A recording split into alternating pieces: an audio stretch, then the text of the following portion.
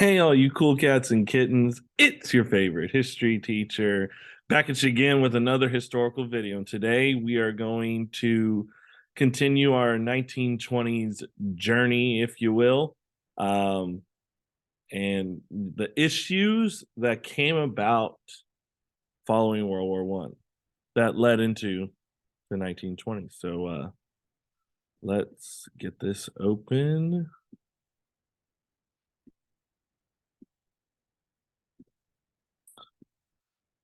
All right.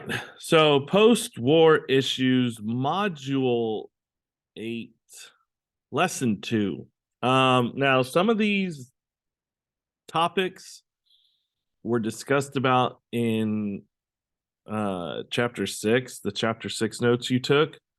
So don't worry about it. Don't worry about it. You can get a little refresher. All right, that was your warm-up. Objectives. We're going to learn about America's reactions to the perceived threat of communism, examine the different policies aimed to limit U.S. immigration, and understand why the public turned against those who went on strike. All right, so setting the stage. World War I had left many Americans exhausted.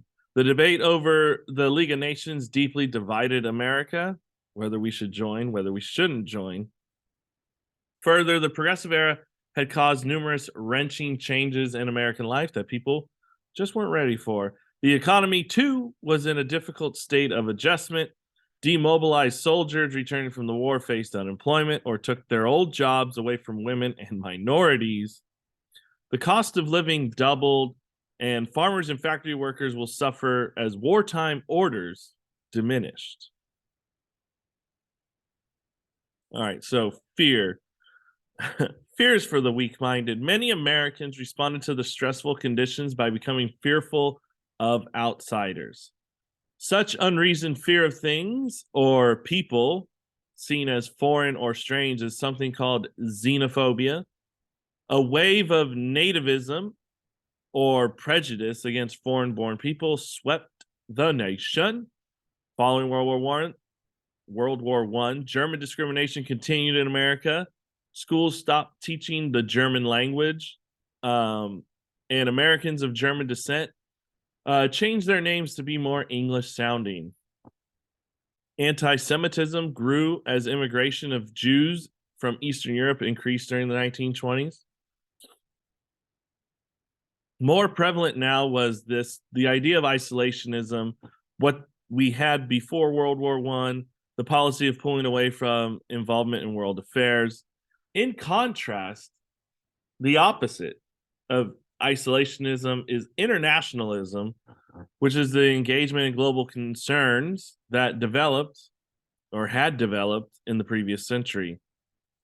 Even as isolationist sentiment grew, however, the American economy was becoming more and more international. American prosperity allowed loans to Europe, with pulling those countries out of the post-war slump.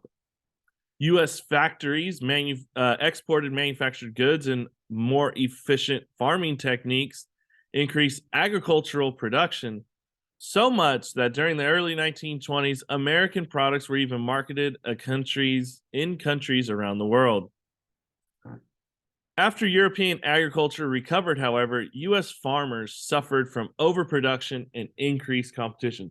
So because World War I ended, they're no longer growing a lot. Well, they're growing the same amount of food to feed the soldiers, whatnot, because, Europe, France, Britain, Italy, Russia, everyone's being hit by the war. So, fields in Europe are non-existent.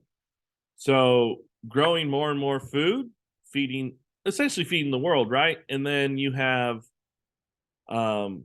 shortly thereafter, after the war, these European countries start to go back to normal, and now Americans have all this food and competition. From before, they didn't have competition. So here you have some xenophobia, or racism, nativism. Uncle Sam. Here you have direct from the slums of Europe, daily rats, mafia, anarchist. What does it say? Assassination, socialist. And you have Uncle Sam guarding America. Red. One perceived threat was the spread of communism. In order to equalize wealth and power, communists would put an end to private property, substituting government ownership of factories, railroads, and businesses. The panic in the U.S. began in 1919 after revolutionaries in Russia overthrew the Tsar's regime. Led by Vladimir Lenin, his followers, called the Bolsheviks, established a new communist state. Waving their symbolic red flags, communists, or Reds, cried out for a worldwide revolution that would abolish capitalism. A communist party formed in the United States with some 70,000 radicals joining, including some from the Industrial Workers of the World, the IWW. When several dozen bombs were mailed to government and business leaders across the country, all going off within minutes of each other, the public grew fearful that the communists were taking over our country. And what's called the Red Scare, the first Red Scare, gripped the country. U.S. Attorney General A. Mitchell Palmer took the lead in trying to eradicate what many Americans saw as a real threat. There you have Vladimir Lenin, the Soviet Union flag, the hammer and the sickle. The hammer representing the workers, the sickle representing farmers. All right, clout chaser. In 1919, Palmer appointed a guy named J. Edgar Hoover as his special assistant. Palmer, Hoover, and their agents hunted down suspected communists and socialists. Officials did not distinguish between the two groups. They will also target anarchist groups who opposed any form of government. The government trampled on people's civil rights, invaded private homes and offices, and even jailed suspects without allowing them legal counsel. Hundreds of foreign-born radicals were deported without trial. But Palmer's raids failed to turn up evidence of a revolutionary conspiracy, even with the bombs. Many thought Palmer was just looking for a campaign issue to gain support for his presidential aspirations. Soon, the public decided that Palmer had no idea what he was talking about. Dang. That's some shame. So here you have Connecticut radicals caught in a nationwide government roundup. And here you have A. Mitchell Palmer on the right and a young J. Edgar Hoover. All right, killed for no reason. Although short-lived, the Red Scare fed people's suspicions of foreigners and immigrants. The nativist attitude led to ruined reputations and it wrecked lives. The two most famous victims of this attitude were shoemaker Nicola Sacco and fish seller Bartolomeo Vanzetti. Both were Italian immigrants and known anarchists, and they also evaded the draft during World War I. In May 1920, Sacco and Vanzetti were arrested and charged with the robbery and murder of a factory paymaster and his guard in South Braintree, Massachusetts. The two claimed their innocence and they gave alibis. However, the evidence against them was circumstantial at best, and the presiding judge made prejudicial remarks. A man in power giving such remarks, well, a jury can be swayed by that, and a jury will find them guilty, and they were sentenced to death. Even though there was no solid, hard evidence. Protests rang out across Europe, US, and Latin America. Many thought Sacco and Vanzetti were mistreated because of their radical beliefs. Others asserted it was because they were immigrants. You have a poet, Edna St. Vincent Millay, will donate proceeds from her poem to their defense. She personally appealed to the governor for their lives, And after reviewing the evidence and interviewing Vanzetti, the governor still decided to proceed with the executions. The two would be executed by electric chair August 23rd, 1927. Later on, because, history, a lot has happened since 1927. In 1961, new ballistics tests showed that the pistol found on Sacco was the one that was used to murder the guard. However, there still is no proof to this day whether Sacco pulled the trigger. So, kill for no reason. Here you have Sacco, Vanzetti electrocuted, pay death penalty for crime. That's Sacco on the left, Vanzetti on the right. All right. So during this wave of nativist sentiment, the quote "Keep America for Americans" became the prevailing attitude. Does that ring a bell? Anti-immigrant attitudes had been growing in the U.S. since the 1880s, when the new immigrants began arriving from Eastern and Southern Europe. Many of these immigrants were willing to work for low wages in industries such as coal mining, steel production, and textiles. But after the war, the need for unskilled labor in the U.S. decreased. Nativists believed that the U.S. now had fewer unskilled jobs available, fewer immigrants should be led into the country. Kind of makes sense. These feelings were fueled by the fact that the people involved in post-war labor disputes were immigrant anarchists and socialists who Americans thought were actually communists. Again, the Red Scare. So, racist ideas will feed nativist attitudes. So, which do you choose? A vote for Coolidge and Dawes, our Constitution and our flag. Keep America American. Interesting. All right, Clan of Clowns. As a result of the Red Scare and anti-immigrant feelings, different groups of bigots use their anti-communism as an excuse to harass any group unlike themselves. And one such group, the KKK, the Ku Klux Klan. The KKK was devoted to 100% Americanism. By 1924, membership reached 4.5 million white male persons, native-born Gentile citizens. And the Klan believed in keeping blacks in their place. The Great Migration, remember, the movement of African Americans to northern cities during World War I, heightened racial tensions in these northern cities. The KKK took advantage of that tension to increase its repression and violence against Black Americans. Other Klan activities included destroying saloons, opposing unions, driving out Roman Catholics, Jews, and foreign-born people from the country. Support for Klan activities also varied according to what members perceived as their biggest threats to the way of life. In Birmingham, Alabama, an industrial city, Klan members used violence to keep African Americans from getting the good jobs at local steel mills and suppress the unions. In 1928, presidential nominee from New York, Al Smith, a Catholic, was a Democrat nominee. Now, if you know anything about the Democrat-Republican Party, the Democrats run the South. So they don't like that a Catholic was their nominee. The Klan encouraged anti-Catholic prejudice, helping the Republicans win that presidential election. KKK members were also paid to recruit new members into their world of secret rituals and racial violence. Although the Klan dominated politics in several states, by the end of the decade, its criminal activity led to a decrease in power.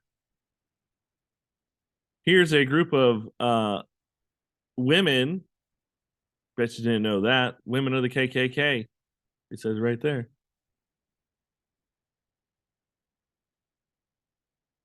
They all look like they're going to bed. That's what they should wear when they go to sleep. All right, you can quote me on that. So from 1919 to 1921, the number of immigrants had grown almost 600%. from 141,000 immigrants to 805,000 immigrants. Congress, in response to the nativist pressure, decided to limit immigration from certain countries, namely those from Southern and Eastern Europe. Test question, this whole slide. The Emergency Quota Act of 1921 set up a quota system, meaning it established the number of maximum people allowed into the U.S. from any foreign country. The goal of the system was to cut sharply European immigration to the U.S., and it will achieve its goal. As amended in 1924, the law limited immigration from each European nation to 2% of the number of its nationals living in the U.S. in 1890. Well, if you know anything about new immigration, people from Southern and Eastern Europe, they weren't coming in droves like they were now. So that seems a little discriminatory. This provision discriminated against the people from Eastern and Southern Europe, mostly Roman Catholics and Jews, who had not started coming to the U.S. in large numbers until after 1890. So if you only had, let's say, 100 people from Italy living in New York City in 1890, I know this is a rough estimate. Let's say 1,000. 1,000 sounds more realistic. 1,000 Italian immigrants living in New York City in 1890. That means 2% is what, 20 people? Hold on, let's do some quick math. That's the calendar. 1,000 divided by 0.02. That's not it. 1,000 times 0.02. That's 20 people. 20 Italian. If there was 1,000 Italian immigrants, only 20 could move in, immigrate. In later years, they changed the base year would be shifted to 1920. And in 1927, the law reduced the total number of persons in any one year was just 150,000, period. So here you have a funnel, and Uncle Sam is trying to cut at the 3% mark. So all these immigrants, they can't come into the U.S. More angst. In addition, this law prohibited Japanese immigration, causing much ill will between the two nations. Japan, who had faithfully kept the gentleman's agreement to the U.S., negotiated by Teddy Roosevelt in 1907, expressed anger over this insult. Calvin Coolidge signed this bill into law, but he was also unhappy with the exclusion of the Japanese.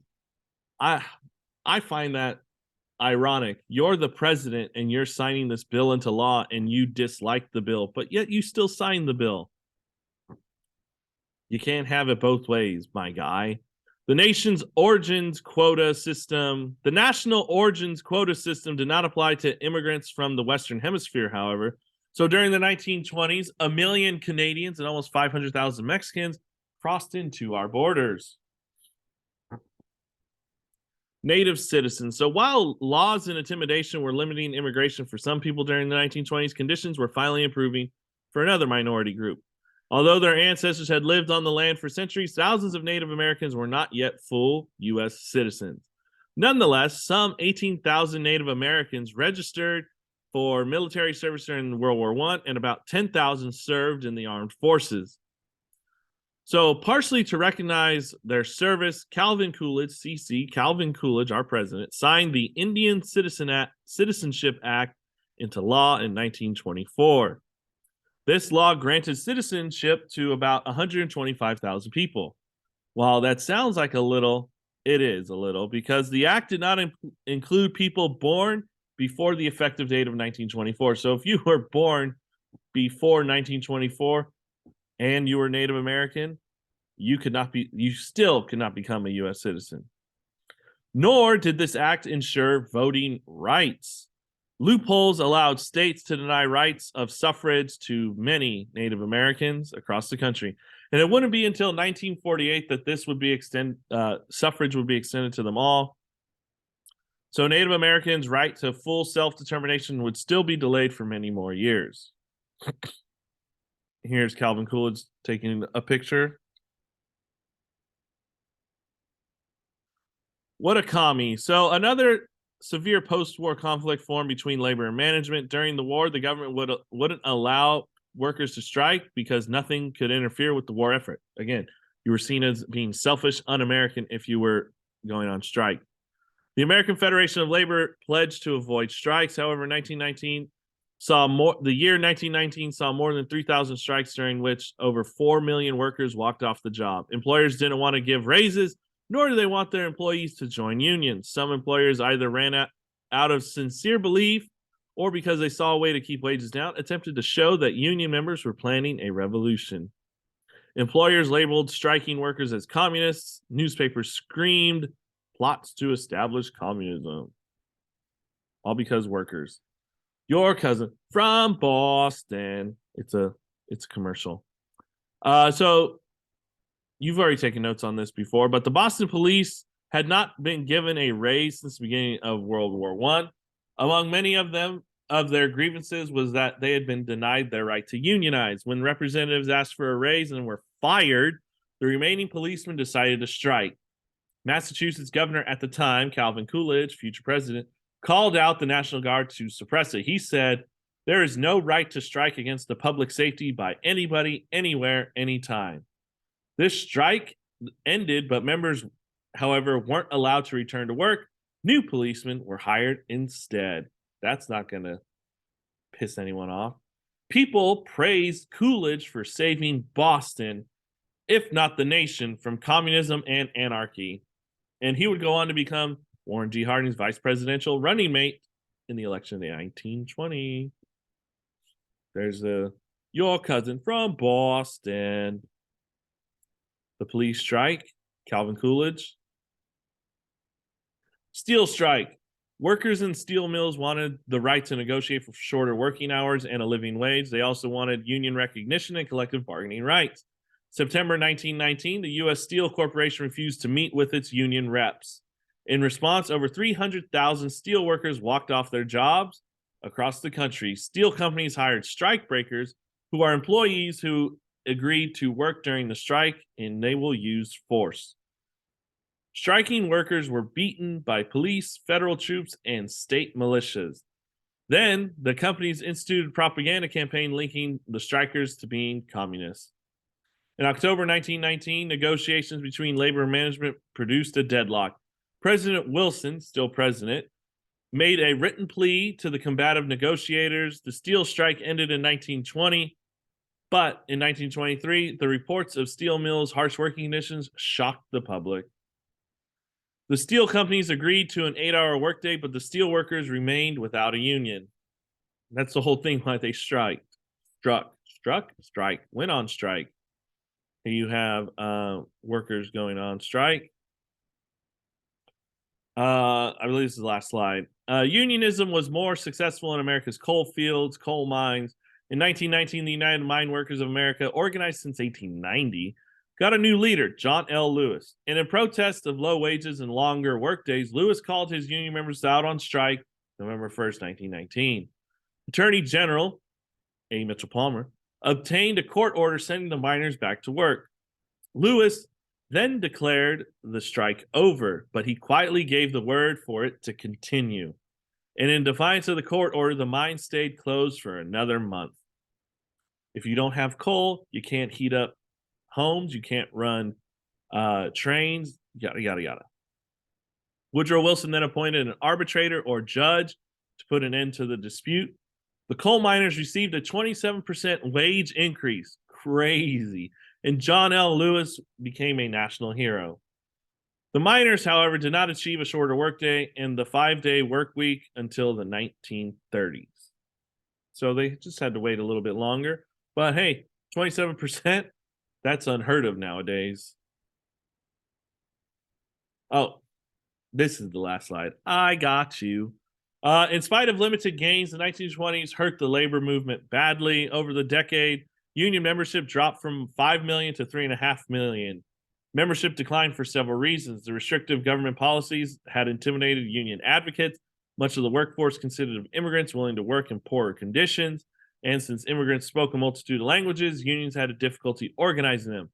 Farmers who migrated to the cities to find factory jobs were used to relying on themselves, and most unions excluded African Americans.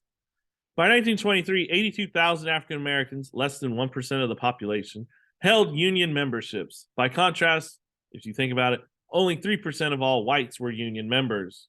However, African Americans joined some unions like the mine workers, longshoremen's, and railroad porters unions. In a 1925 test question, A. Philip Randolph founded the Brotherhood of Sleeping Car Porters to help African Americans gain a fair wage. Here's A. Philip Randolph, the Brotherhood of Sleeping Car Porters. Welcome, new brother, into the fold. And that's that. All right. So, again, some stuff we talked about, you've taken notes on previously. So, it's what's in your book. So, your homework is to do page 378, 3 through 5.